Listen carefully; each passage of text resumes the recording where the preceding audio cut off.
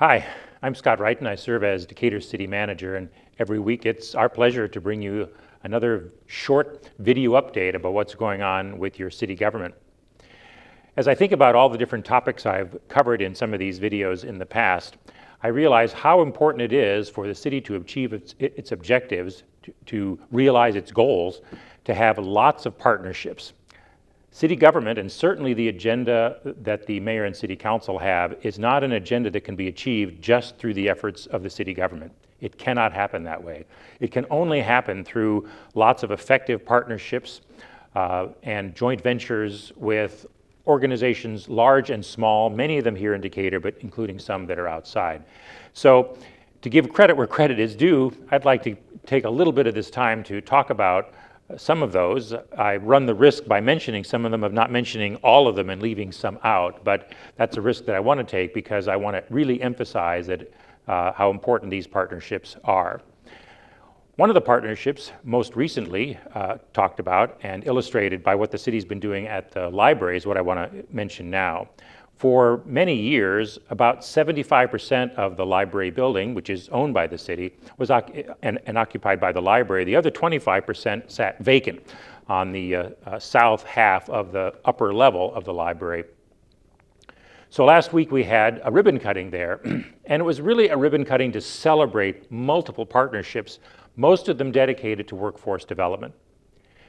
In America right now, it's certainly not unique to Decatur. In America right now, employers everywhere are having trouble getting the employees that they need for whatever reason. They're not vocationally trained, they don't have the kind of services in their life that they need to maintain steady and sustainable jobs, lots of other reasons. And Decatur is not unique in that sense.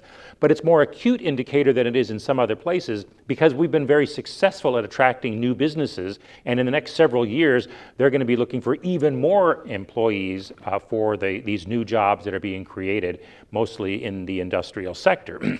So the mayor and city council have as one of their 6 key objectives to improve workforce development, and that takes lots of forms, lots of different strategies, but one of them is embodied by what's happening at the second floor of the library, at a place we call The Hub at 120 North Franklin Street. Not necessarily an imaginative or new name, but it's a name that also clarifies that you get there off of Franklin Street, not through the lower level library entrance.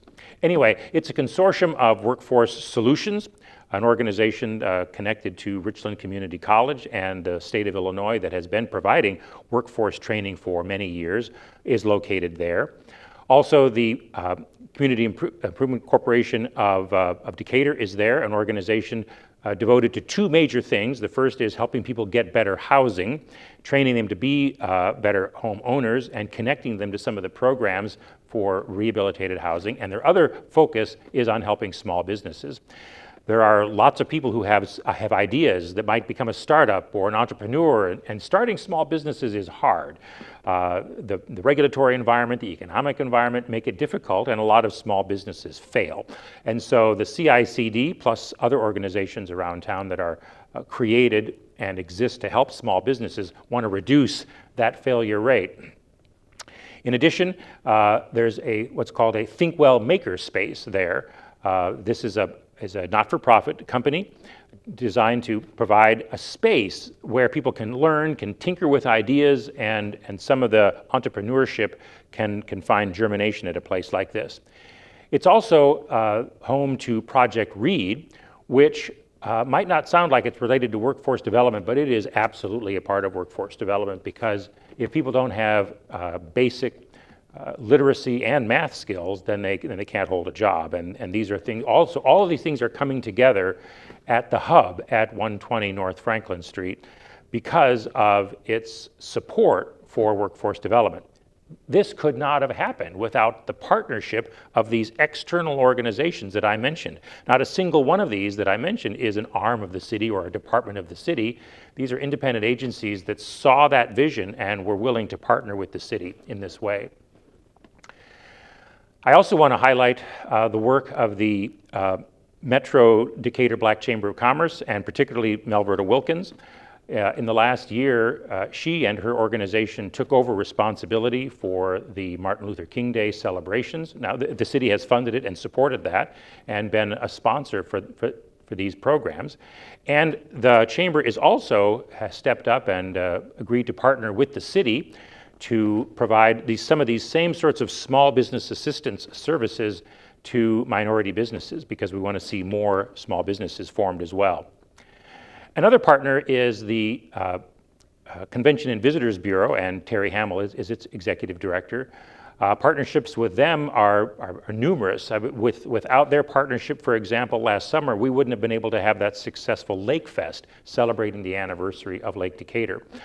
More quietly and maybe more closer to their offices, they help us out at Central Park by keeping the transfer house maintained, and if you want to rent the transfer house, then it's the office that you go through, and some of the other activities downtown happen because of the work of the Convention and Visitors Bureau, as well as the Arts Council is also a partner in some of these activities downtown.